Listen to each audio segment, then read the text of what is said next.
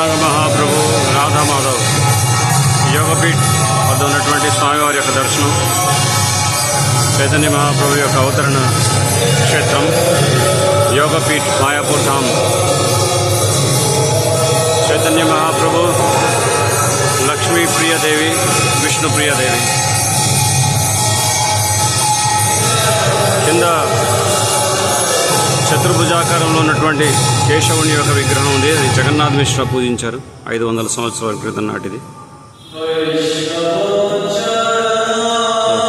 పంచతత్వ జయ శ్రీకృష్ణ చైతన్య ప్రభు నిత్యానంద శ్రీ అద్వైత గదాధార శ్రీవాసాది గౌర భక్త జయ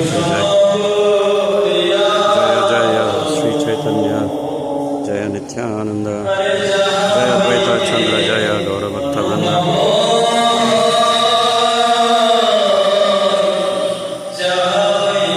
చైతన్య మహాప్రభు యొక్క గృహానికి, జగన్నాథ్ మిశ్రా యొక్క గృహానికి ఒక బ్రాహ్మణుడు వస్తాడు. అతడు ప్రతినిత్యం శాలిగ్రామశిలకి నైవేద్యం సమర్పించి తర్వాతే ప్రసాదాన్ని స్వీకరిస్తాడు. సో జగన్నాథ్ మిశ్రా ఆతిథ్యాన్ని ఇచ్చి బ్రాహ్మణుడికి కావలసినటువంటి ద్రవ్యాలన్నీ కూడా సమకూర్చగా అన్నీ వంటుకొని చక్కగా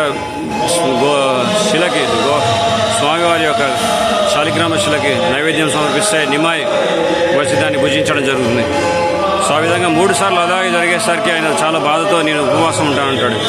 అప్పుడు చైతన్య మహాప్రభు అంటారు, నువ్వు నన్ను పిలిచి మరి నేను తింటుంటే వద్దంటున్నావు, నువ్వు మహామూర్ఖుడిలాగా ఉన్నావే అని చెప్తారు. అంటే మీరు ఎవరు అంటే ఆఖరికి నిమాయనే నేను సాక్షాత్తు శ్రీకృష్ణ భగవానుడిని అని చెప్పి చైతన్య మహాప్రభు విషయాన్ని ఆ బ్రాహ్మణుడికి అవగతం చేపిస్తారు, తెలియజేస్తారు. సో ఈ విధంగా సాక్షాత్తు చైతన్య మహాప్రభు సాక్షాత్తు శ్రీకృష్ణ భగవానుడే. ఇక్కడ షడ్భుజాకారంలో మనం చూస్తాం, సై గౌర, సై కృష్ణ, సై జగన్నాథ్. ఆ జగన్నాథుడే, ఆ కృష్ణుడే, ఆ శ్రీరామచంద్రుడే శ్రీ చైతన్య మహాప్రభుగా కలియుగంలో అవతరించి యుగ ధర్మాన్ని మనకి అందజేస్తున్నారు.